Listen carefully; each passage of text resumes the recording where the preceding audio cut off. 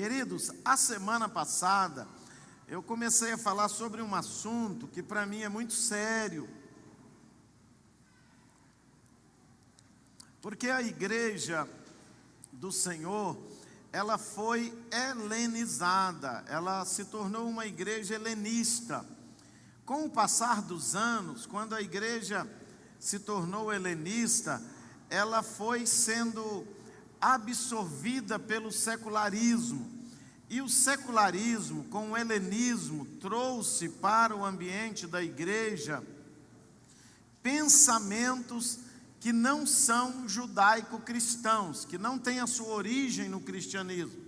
Por que você pensa como você pensa? Você já se fez essa pergunta? Por que você pensa da maneira que você pensa? Existe toda uma construção do pensamento filosófico ao longo da história da humanidade, e isso não é a obra do acaso. Há um planejamento na disseminação de ideias, na disseminação de pensamentos, na disseminação de estruturas mentais, que o apóstolo Paulo chama de fortalezas do inimigo na nossa mente. Então, quando eu preguei a semana passada, eu vou continuar hoje, sobre as 7 batalhas da igreja, para mim isso é um peso enorme, porque eu vivo essas batalhas desde que eu me converti. Não é de agora, eu entendi isso num projeto que a igreja evangélica lançou em 1990, eu era novo convertido ainda, eu me converti em 89, e eles lançaram um projeto chamado AD 2000, Anno Domini 2000, o que nós queremos da igreja para o ano 2000, ou seja, para o século 21 para frente. Porque até então, antes desse congresso, havia um pensamento, e ainda há no meio dos evangélicos, principalmente latino-americanos, alguns pensamentos marxistas, da teologia da libertação, alguns pensamentos de origem satânica, que têm o objetivo de bloquear a ação da igreja. E a igreja, ela fica guerreando em uma única frente de batalha. Quando nós, presta atenção, que guerreamos em uma única frente de batalha, a nossa retaguarda fica aberta. Não sei se você está entendendo o que eu estou dizendo. Se você está lutando só naquela direção, a bomborda e a estibordo e a sua retaguarda estão a descoberto. A igreja, ela precisa ser holística e atuar e guerrear em todas as frentes de batalha que o Senhor chamou ela para fazer isso. Quando nós guerreamos numa única frente de batalha, nós ficamos muitas vezes chovendo no molhado, enxugando gelo. Eu vou explicar isso para vocês daqui a pouco. Por isso eu falei que a primeira frente de batalha que nós lutamos é na religiosidade. Há um desejo de tornar a igreja cristã uma religião, porque a religião, ela é manipulável, ela é manipulável em todas as suas formas. Tem-se o desejo de se manipular a religião, porque quem manipula a religião determina o certo e o errado na cultura ocidental, na cultura mundial. Quem manipula a igreja é quem diz o que está certo e o que está errado dentro do contexto legalista, da legalidade que o ser humano estabeleceu na terra, diferente do que é o contexto da legalidade no reino de Deus. Não sei se os irmãos estão comigo. Está todo mundo comigo aqui? Ou eu estou falando inglês, grego, alguma coisa? Igreja de Cristo Papilão é cultura, então nós estamos tratando de fatos históricos, filosóficos. Então, quando há um desejo de manipular a igreja, quem manipula a igreja, por isso o Império Romano se apossou da igreja, e através do Império Romano, casado com a igreja, se estipulou o certo e o errado por muitos anos. Por exemplo, tinha uma época da igreja que ter escravo era certo, porque a igreja dizia que era certo. E teve alguma época do cristianismo que foi certo ter escravo, irmãos? Do cristianismo verdadeiro? Nunca. Mas os manipuladores da igreja colocaram na cabeça das pessoas que ter escravo era certo. Teve uma época que quem manipulava a religião dizia que libertar a Terra Santa das mãos dos sarracenos era a vontade de Deus. Então enviou-se milhares e milhares de soldados, que eram chamados de exércitos do Papa, para libertar a Palestina, para libertar a Terra Santa. Se você for estudar isso, chamava os cruzados, as cruzadas católicas para libertar a Terra Santa. E toda a cristandade da época mandava dinheiro para bancar uma guerra. Porque quem manipula a igreja, quem manipula a religião, determina o que é certo e o que é errado. Mas no reino de Deus não é baseado no certo e no errado. O reino de Deus é baseado em quê? Em que eu tenho ensinado vocês? Bondade e maldade. Parabéns para vocês. Vocês estão aprendendo, né, Marcela? Então, quando a gente imagina uma igreja estruturada como uma denominação, onde tem um papa, um chefão, um todo-poderoso, ela é facilmente manobrável, manipulável. Agora, a proposta de igreja no Papillon Park é igreja em célula. Diga comigo, igreja em célula. Por quê? Porque não tem como manipular. Não tem como você... Porque o poder, a autoridade, a unção de liderança está na vida de todo mundo. Aqui, todo mundo é sacerdote. Nós somos sacerdócio real, nação santa, povo de propriedade exclusiva de Deus. A segunda frente de batalha que o diabo tenta conquistar, e às vezes a gente entrega na mão dele, que eu coloquei aqui na minha... é a economia. Botou-se na cabeça da cristandade que ser pobre é bonito, e nunca isso veio de Deus. Pelo contrário, a Bíblia diz que Deus honra as pessoas com bens, com prosperidade. Está lá no livro quando Deus honra Davi, está lá na Bíblia quando Deus honra Salomão. Quando Deus quer honrar alguém, dá nobreza, dá prosperidade para ele. A cultura judaico-cristã é totalmente a favor da prosperidade, desde que ela seja honesta, desde que ela seja justa, desde que ela seja santa. E não tem esse negócio no judaísmo de elevar, colocar a pobreza em um lugar de destaque, como nós aprendemos com São Francisco de Assis, que na verdade é uma maneira de manipular as massas para elas não se revoltarem contra os ricos da época, que eram os senhores feudais. Quem detém a economia, quem tem dinheiro, quem tem bens materiais, tem influência sobre a terra. E o cristão que é crente, convertido, reteté, sapatinho de fogo, não precisa ter medo de prosperar, porque a prosperidade não vai corromper você. Eu até fiquei com medo uma época, porque eu orei nessa igreja. Essa igreja era um estacionamento de bicicleta, monarcão, sem paralama, porque já tinha perdido os paralamas. E eu fiz uma oração há muitos anos atrás e disse: aqui nós vamos ter tantos carros que não vai caber nos nossos estacionamentos. Quem se lembra disso? Quem está aqui se lembra disso? Olha lá, olha a irmã Maria Augusta, olha, vocês são velhas aqui, hein, gente? O que é isso, hein? Então, nós fizemos esta oração. Quando os irmãos comprou carro, foi um Deus nos acuda. Eles não vinham para o culto, ia para a Bahia, ia para o Ceará, ia para não sei aonde, ia para a praia, e não vinham para o culto. Eu tive que orar, falei: Deus, ou eles vêm para o culto, ou o Senhor toma os carros deles. Aí eles vieram para o culto, para a glória, por livre e espontânea pressão. A terceira frente de batalha que nós travamos é na mídia. A igreja deu o direito de prosperar para os ímpios e ficou com o direito de ser pobre. A igreja deu o direito de ter televisão, de ter rádio, de dominar a mídia para Satanás. Quando eu me converti, televisão era do diabo. Quem já ouviu isso, irmãos? Agora está dando maior trabalho para tomar dele. Deram para ele, deram todo o sistema de mídia para o diabo.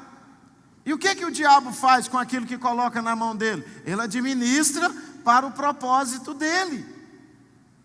E agora, a quarta frente de batalha que eu quero trabalhar com vocês hoje é a educação. Pastor, por que a educação é importante? Olha só, o objetivo do inimigo nesta batalha são as próximas gerações e a hegemonia do pensamento. Quem é teacher aqui, professor, sabe que quem comanda a educação comanda o futuro de uma nação. Comanda como vai ser o pensamento filosófico do futuro desta nação. E aí a igreja fica brincando de educar, fica brincando de faz de conta que está vendo, que não está vendo. Presta atenção, em todos os governos, os cargos mais disputados, entre os cargos mais disputados, pelas mais variadas correntes filosóficas, são os cargos da educação. O ministro da educação sofre. Quantos viram aí a batalha que é para ter um ministro da educação? Um secretário de educação do estado, um secretário de educação do município. É um negócio, é uma batalha que vocês não compreendem. Deixa eu contar uma história para vocês. Em 1991, a gente ainda não tinha aberto essa igreja, nós congregávamos lá no setor universitário, e nós convidamos uma irmã Vera, uma senhora que morava aqui, para dar uma aula na nossa escola bíblica dominical, 1991.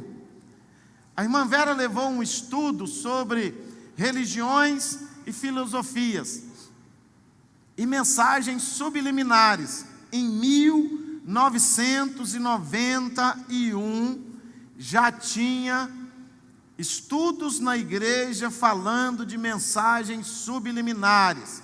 O que são mensagens subliminares? São aquilo que não está explícito, mas está na entrelinha. Não está claro, evidente, mas são as segundas intenções por trás daquilo que está acontecendo. As mensagens subliminares descobertas naquela época do movimento de nova era, do movimento de secularismo, do humanismo, naquela época eram subliminares, hoje elas já são explícitas. Naquela época, em 1991, não se falava em alguns assuntos que a gente fala explicitamente hoje, só se falava por mensagens subliminares. Quem assistia uma novela, quem assistia um filme da Disney, quem assistia um desenho animado, já tinham mensagens subliminares. A invocação de poderes, o poder invocado naquela época era os poderes de Glasgow, não era o poder de Deus. Para as crianças, começou a se inserir no contexto da educação, não só do Brasil, mas em várias partes do mundo, uma história nova, uma retórica nova, de um novo normal. Eu terminei o meu estudo de 2º grau, eu fiz administração de empresa, curso técnico. Não existia faculdade de administração de empresas naquele tempo, mas eu fiz curso de administração de empresa, meu 2º grau. E eu fiz logo após o período do fim do governo militar. Terminou o governo militar, eu acho que eu estava fazendo a 6ª série, a 7ª série, não me recordo. Mas no 2º grau, já havia, no meio do meu ambiente escolar, lá no centro de Goiânia que eu estudava, numa escola lá que já nem existe mais, era uma escola particular, já existia uma promiscuidade, uma liberalização da promiscuidade entre alunos e professores. As salas de aulas daquele tempo já tinha virado uma baderna. Eu me recordo que a minha professora de história ia de mini saia para a sala de aula. No período militar, nós tínhamos que ir de calça comprida, não podia ir de bermuda. A minha professora de história já ia de mini saia. A gente não sabia se olhava para cima ou para baixo, porque os hormônios estavam atacados para todo lado. Já se começou uma promiscuidade, uma falta de respeito. As pessoas já começaram a bater nos professores nas salas de aula. Agora não eram os professores que mandavam, eram os alunos que punham o dedo no nariz dos professores. Quantos já viram isso na televisão ou ao vivo? É isso que aconteceu com a nossa educação. A disciplina acabou nas escolas. Os ensinamentos de OMC, Educação Moral e Cívica, acabou. OSPB, acabou. Acabaram-se aquelas matérias que incentivavam o civismo, que incentivavam o bom comportamento, que incentivavam a educação no tratamento uns com os outros. Então, quando as pessoas que assumiram o poder no Brasil instituíram a teologia da libertação dentro da escola, que é um marxismo latino-americano disfarçado de educação, mudou o pensamento. Eu me lembro, quando o meu filho entrou na Universidade Federal de Goiás, ele tinha 15 anos e meio, 16 anos quase, o Hans Miller. E ele então chegou da universidade um dia, lá em casa nós todos, com exceção do Raniel, somos muito conversador, né? Eu, o Nicolas, o Hans Miller, todo mundo muito conversador. Eu fui conversar com ele, falei, meu filho, como é que é esse negócio de Universidade Federal? Ele falou, pai, lá tem 3 tipos de pessoas.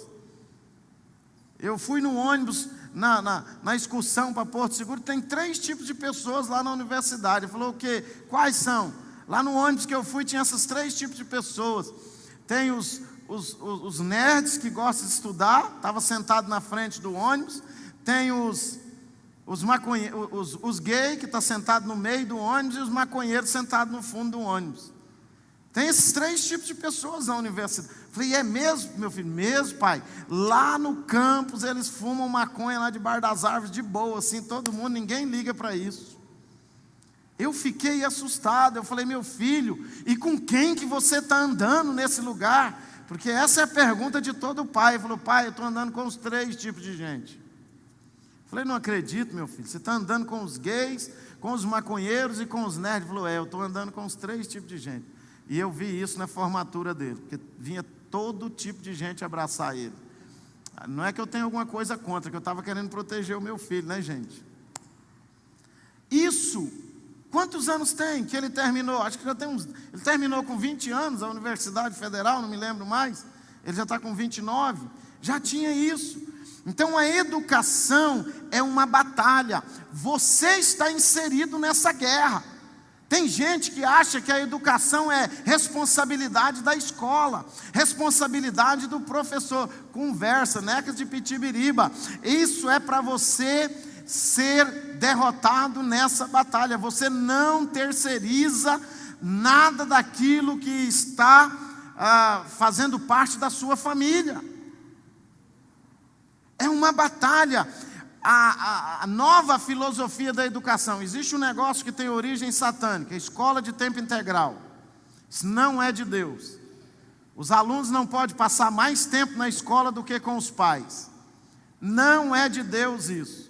Ele tem que passar o mesmo tanto de tempo que ele passa com a família, pode ser que ele passe com os pais, com a escola. Mas ficar mais tempo na escola do que com os pais, nós estamos terceirizando o futuro dos nossos filhos. Essas universidades agora, que você passa no vestibular aqui e vai estudar lá em Minas Gerais, isso é desintegração da família. Isso é para afastar você do convívio da sua família. Pega na internet o tanto de vídeo que tem agora. O dia que a moça saiu de casa para fazer faculdade lá em São Paulo, lá em Brasília, lá em Santa Catarina, ela sai de casa bem vestida, arrumada, com o cabelo comprido. Aí quando ela volta da faculdade, ela está de cabelo curto, usando alguma coisa no nariz, cheia de tatuagem, com a cabeça toda virada, com a linguagem toda bagunçada. Eu já escutei isso de muitos pais. Sabe por quê? Porque nós entregamos a nossa educação na mão do diabo. E quanto mais na mão do diabo ela tiver, mais parecido com o diabo nossos filhos vai ser quando for para a faculdade. A minha nora começou a fazer faculdade, ela ainda não era minha nora, mas já estava escrito nas estrelas. Eu acompanhei ela na faculdade o tempo todo vigiando a cabeça dela. Ela não está aqui hoje. Eu vigiei a cabeça da Karine. Cadê a Karine? Ela está aqui hoje? Também não. Eu vigiei a cabeça da Karine, porque a Karine chegou aqui novinha. Eu vigiei ela na faculdade o tempo todo, porque ela entrou numa faculdade. Eu ficava vigiando. O que eles estão te ensinando? O que eles estão passando para você? Aonde você está indo? Porque é um problema sério que estão fazendo com a educação do Brasil. Eu sou um cara totalmente radical com o negócio de educação. Eu acho que um vereador não pode ganhar mais do que um professor. É verdade, isso é a minha opinião. Por quê? Tem vereador que não sabe nem ler direito. Ué, por que ele tem que ganhar mais do que um professor? Tem deputado que não tem segundo grau e tem que ganhar aquele tanto? Não, pelo amor de Deus, irmãos, está errado. É uma frente de batalha, é uma luta. Eu fui lá em Chicago pregar, visitei a Universidade de Chicago. Perto da Universidade de Chicago tem um condomínio, irmãos do céu, cada casa, que a sala da casa é do tamanho dessa igreja, e o pastor me levou para passear naquele condomínio, e eu peguei, e aquele pastor, e eu falando para ele, tanto que eu amava a educação, tanto que eu sou a favor de investir em educação, e aí eu fui passear naquele condomínio, eu fiquei deslumbrado, ele perguntou para mim assim: você sabe quem mora nessas casas? Eu falei, deve ser os grandes empresários aí de Chicago, os donos das multinacionais, os donos das grandes empresas. Ele falou, não. Quem mora aí? Ele falou, os professores. Ah, não acredito. Os professores que moram aí. Eu falei, é mesmo? Ele falou, é. Por que são os professores? Ele falou, professor, início de carreira aqui na universidade, ganha $10 mil por mês. R$50 mil, muito mais do que um vereador, para a glória do Senhor. Agora nós entregamos, a igreja entregou. Eu quero que vocês sejam professores, irmãos. Sejam donos de escola, né, tia Carlete? Sejam professores universitários, entra naqueles lugares, ensina. Olha o que a educação faz. Existem duas teorias sobre o surgimento da humanidade: o criacionismo e o evolucionismo. O que você aprende na escola? Criacionismo ou evolucionismo? O que você aprende? Agora estão ensinando os dois, porque a igreja brigou. Mas no tempo que eu estudava era só evolucionismo. Só Charles Darwin. Ou não é verdade? E que dia que Darwin provou que aquilo lá é verdade? É só uma teoria, não é verdade. Tanto a teoria de Charles Darwin quanto a teoria de Adão e Eva tem que usar a fé para a gente acreditar naquilo. Porque a ciência é aquilo que pode ser provado, e a evolução não pode ser provada, e também o criacionismo também não pode ser provado cientificamente, tem que ser aceito pela fé. Mas o que se ensina é o evolucionismo na escola, porque o secularismo, os discípulos de Voltaire, que criou o iluminismo na França do século XVIII, instituiu que a igreja não pode educar, quem tem que educar é o Estado. Conversa, irmãos, as maiores escolas do mundo, quem começou esse negócio de educação para todos foi a igreja. Aí vem Satanás, quer tomar da igreja, a igreja fica calada e entrega. As maiores universidades do mundo nasceu nos fundos das igrejas, nas salas de escolas dominicais de igrejas. principalmente as protestantes. Se você não sabe disso, sistema de previdência social nasceu por causa das igrejas evangélicas, sistema de mudança de classe, que deu a oportunidade para as pessoas subirem de vida, começou por causa da igreja protestante. Não tem nada a ver com empresa, não tem nada a ver com capitalismo, começou porque os pastores começaram a ensinar que sim, você tem direito de prosperar, como qualquer ser humano sobre a face da terra. Agora, vem o Estado, vem os políticos, vem as pessoas e querem se apossar daquilo que começou dentro da igreja. Outro dia alguém chegou em mim e falou: pastor, o senhor está tratando uma igreja igual a empresa? Eu falei: não, irmão, são as empresas que copiaram a igreja, porque a igreja foi a primeira instituição organizada, multinacional do mundo. E o resto que está copiando a igreja, não é a igreja que copia a empresa. Sistema de metas foi a igreja que instituiu. Sistema de distribuição de alimento para viúva e órfão foi a igreja que instituiu. Sistema de mudança de classe social foi a igreja que instituiu. Educação para todos, educação de graça, foi a igreja que instituiu. Então, toma esse negócio para trás, meu irmão, é seu. Quando o diabo viu o poder que isso tinha, pegou para ele. E a igreja entregou de mão beijada. A chave, queridos, essa batalha não é uma batalha que você pode dizer que você está fora dela. Se você vive nessa terra, você está lutando. Você quer lutar como um discípulo do diabo, levando os pensamentos do diabo para a educação, e tem muito cristão fazendo isso, ou você quer lutar como um discípulo de Jesus? Quem domina a educação domina o futuro, pode ter certeza disso. Os países que mais investiram em educação há 50 anos atrás são as potências de hoje.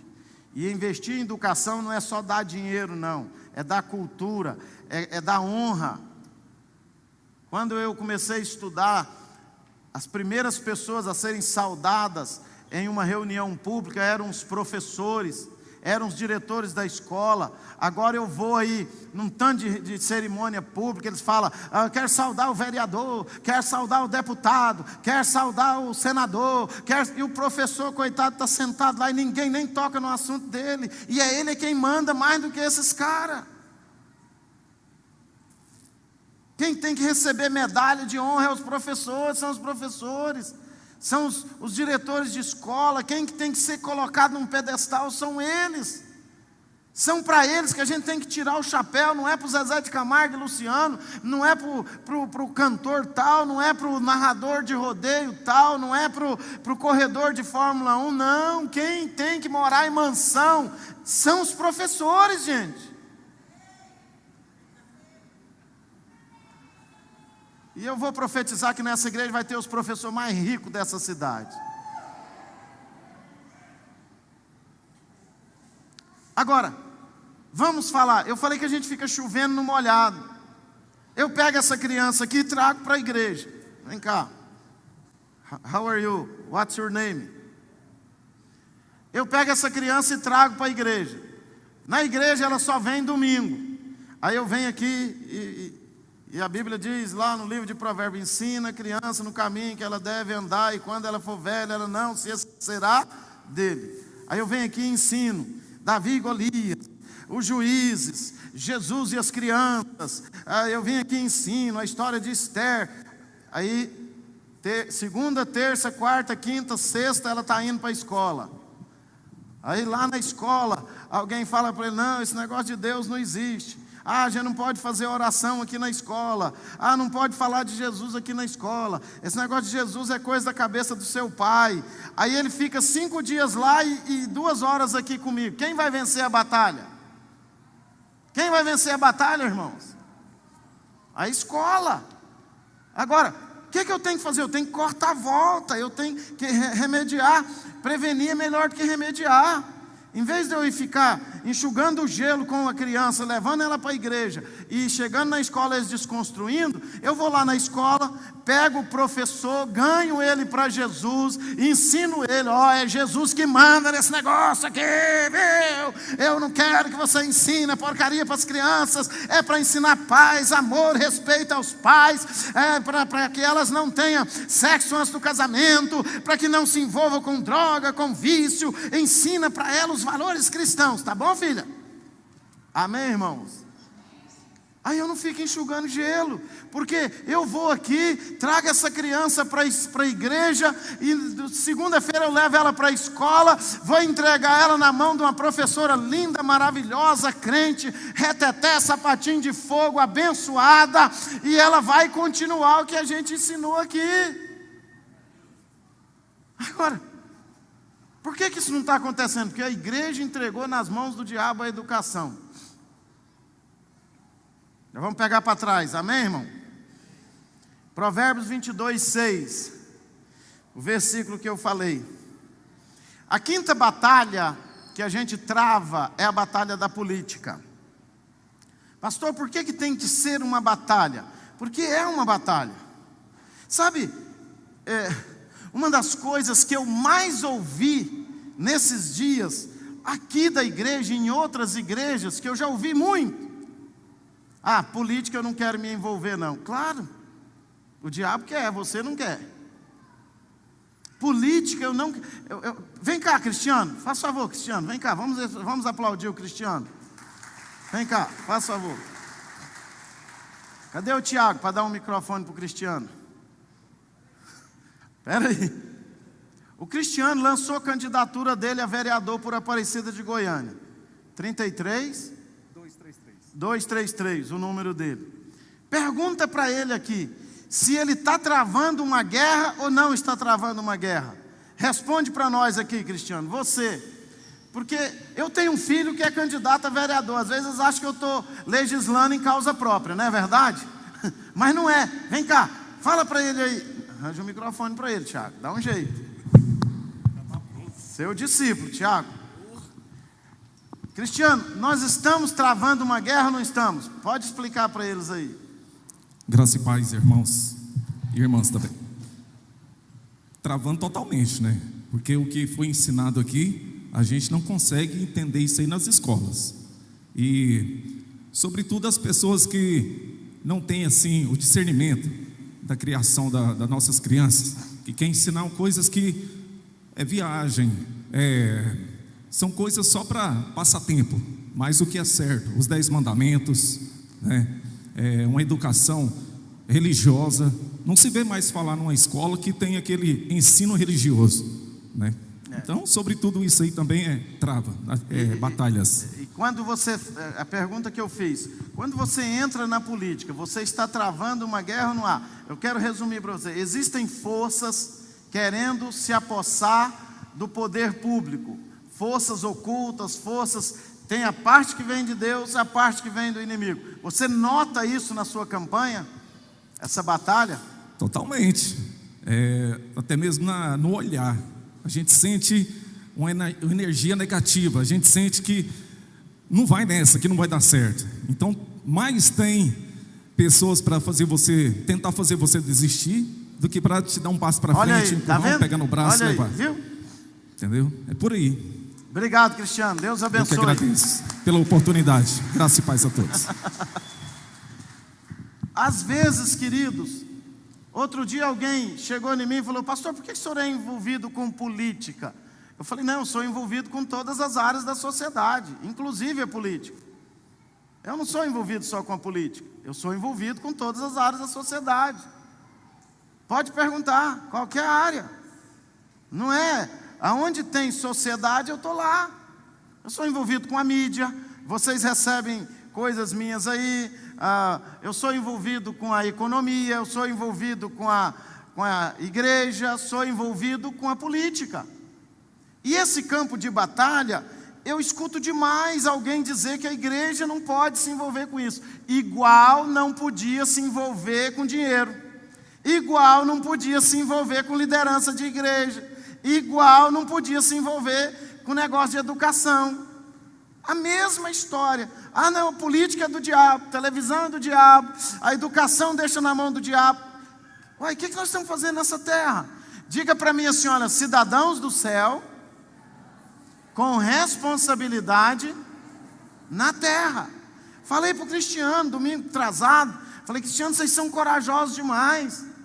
Eu estou vendo o Cristiano já andando assim, o Hans Miller já está andando assim, ó, de tanto peso que é. Pego o telefone do Hans Miller, tanto de gente pedindo, é um sanguessuga, queridos, é um negócio terrível.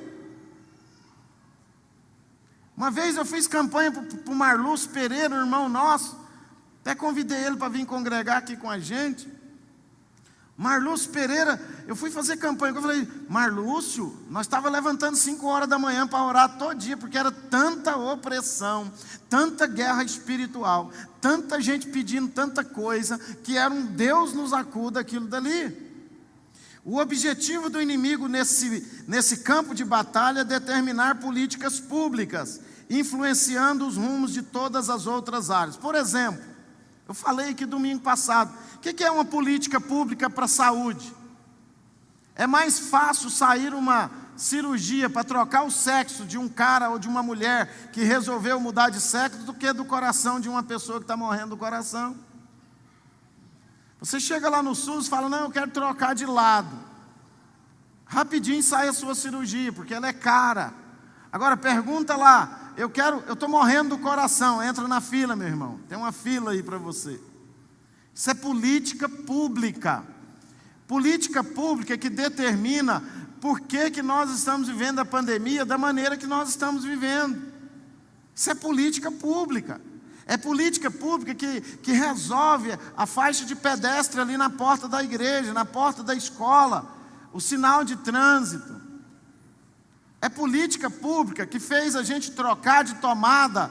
Todo o Brasil ficou 10 anos trocando as tomadas da casa sem necessidade, porque alguém foi lá no Inmetro e disse que tinha que trocar as tomadas, e as grandes indústrias de tomada ganhou milhões de reais, porque alguém manipulou o poder público para fazer aquilo. Alguém manipulou o poder público para a gente comprar um kit de primeiros socorros para os automóveis. Quem comprou aí? Quem foi o bobo que comprou também? Eu também fui bobo, comprei também. A hora que eu acabei de comprar, eles foram lá e disseram que não precisava mais. Fazendo a gente de palhaço, ou não é verdade? É ou não é verdade, irmãos? Agora, eu fico impressionado. A gente vai conversar com as pessoas, não quero me envolver com isso daí não. Não se envolva. Para você não se envolver com isso, você tem que morrer, irmão. Você vai lá e morre, porque é a única maneira de você não se envolver com isso. Você já está envolvido até o pescoço. Ou do lado de Deus ou do lado do diabo, mas até o pescoço você está envolvido.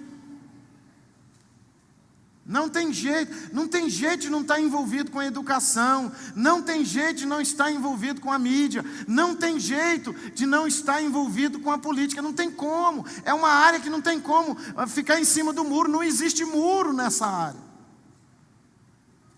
O nosso problema é esse. Vai lá nos morros do Rio de Janeiro hoje, vai lá, vocês vão ver os traficantes, o pessoal da escola de samba, tudo colocando adesivo, subindo os morros, colocando plaquinha na casa, para eleger os deputados deles, os vereadores deles.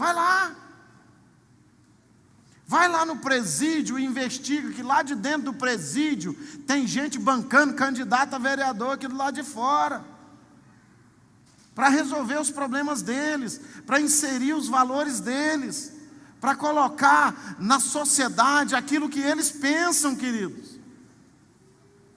Agora, pergunta o empresário, pergunta o irmão Antônio aqui, que trabalha com produto para Lava Jato, a luta que é com órgão público emparelhado com gente corrupta, que não libera alvará, que não libera coisa, que não libera... não é verdade, é uma luta.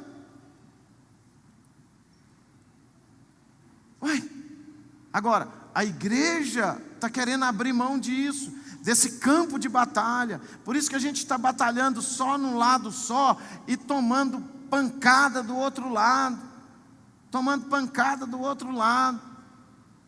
Semana passada eu fui conversar com um irmão, ele cuida de um projeto, chama Projeto Minha Oportunidade, lá no Independência Mansões, José Lino o nome dele. Ele falou: pastor, é um absurdo o que as igrejas evangélicas são indisciplinadas, dorminhocas, irresponsáveis nessa área. Por quê? Está vendo esse saveiro aqui, pastor? Está vendo esse saveiro, esse carro?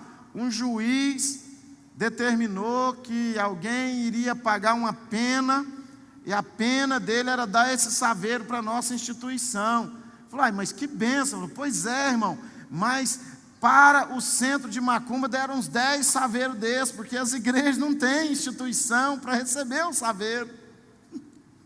Para o povo que pula carnaval deram uns 10 saveiros desses, porque a igreja não tem interesse de ter juízes, de ter promotores.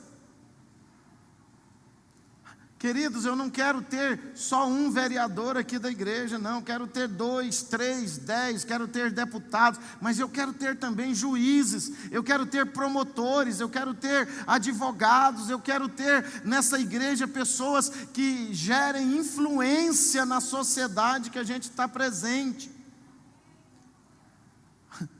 Alguém me perguntou: oi, como é que a gente gasta dinheiro do bolso com esse negócio? Irmãos, eu já torrei. Desde quando eu mudei para Aparecida, eu gasto dinheiro com campanha política. Não sei se vocês sabem. Primeiro candidato que eu apoiei chamava Antônio Lisboa aqui dentro. Era um cara que, para ruim, ele tinha que melhorar demais. Eu gastei dinheiro com ele, porque ele me iludiu. Era o candidato do Papillon Park. Para ruim, ele tinha que melhorar muito. E eu gastei dinheiro, eu nunca peguei dinheiro de política, só gasto. Já investi dinheiro na campanha do do Marlúcio, do deputado João Campos, do meu bolso. Eu não tenho esse negócio comigo, não.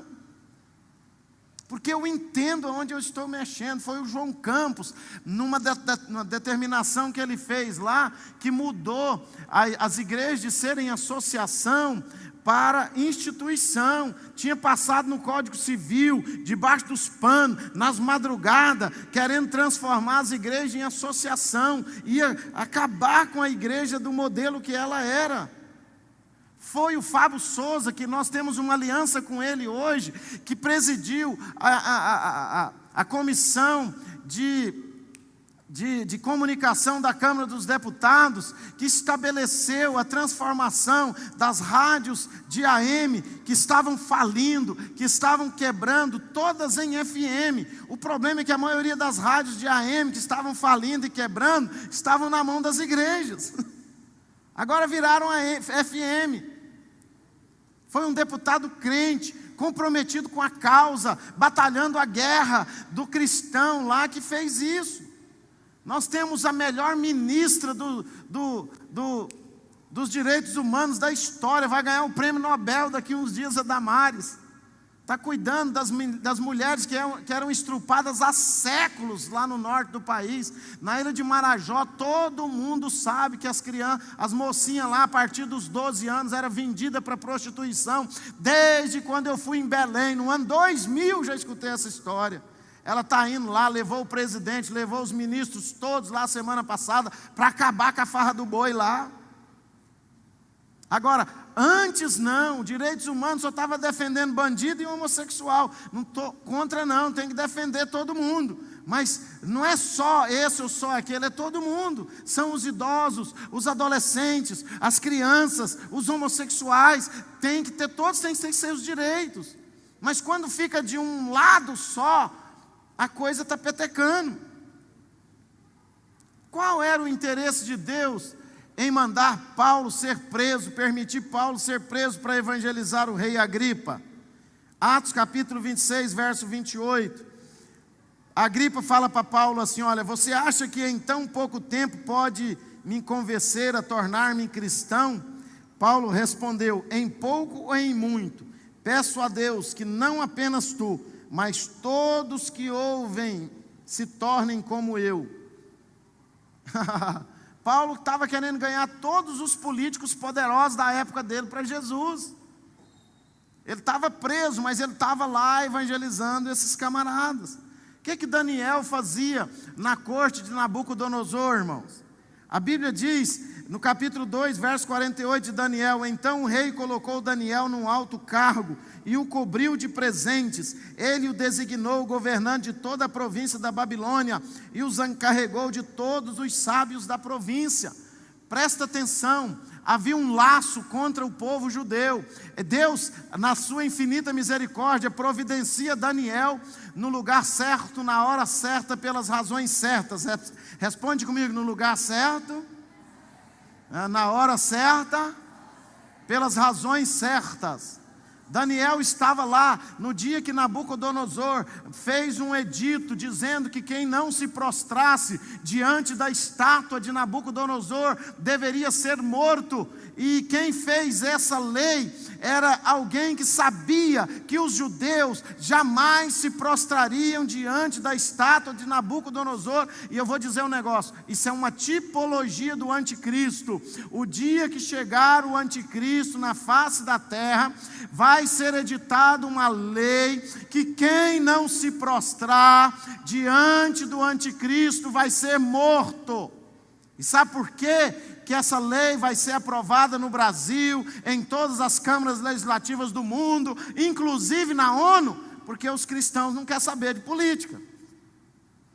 Exatamente por isso, vai ser aprovada uma lei que quem não se tornar idólatra, quem não falar assim, louvado seja o anticristo, vai ser morto. Vai ser aprovada, está lá no Apocalipse, né, Eduardo? Está ou não está? Essa lei vai passar. O que José era no Egito e qual o propósito? José, irmãos, se tornou governador, repete comigo, na hora certa, no lugar certo, pela motivação correta. Providência de Deus para salvar os judeus da fome. Eles iam morrer de fome, mas Deus não, manda José para o Egito. O Egito era o lugar que Deus queria usar.